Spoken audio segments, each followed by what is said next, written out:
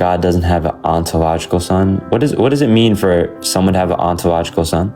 Can you answer my question? What does it mean to have an ontological son?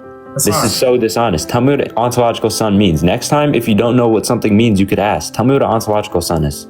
You use the phrase that's not in the Bible. You tell everybody, the 286 people up there, what an ontological son means and where can we find that in the scriptures? Right, an ontological son is related to being or essence.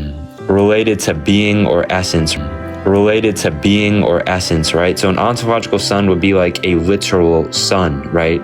Essence. Okay, Hassan, the Bible calls Jesus the only begotten of the Father, full of grace and truth.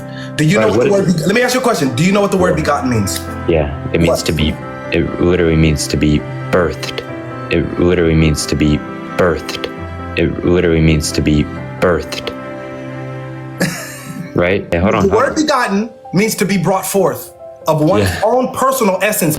Related to being or essence. Meaning, listen, pigs beget pigs. Cows beget cows. Fallen man begets fallen man. Jesus was begotten of the Father through the Spirit. So his nature came directly from God. You only can beget that which you are. And the one whom you begot cannot be the same one who beget.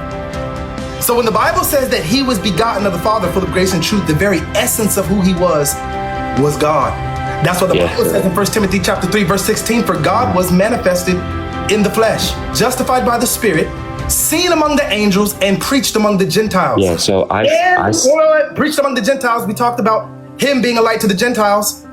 False. He was a light to the Gentiles because the Bible says he was preached to the Gentiles and believed on in the world. That's game over. Lights out.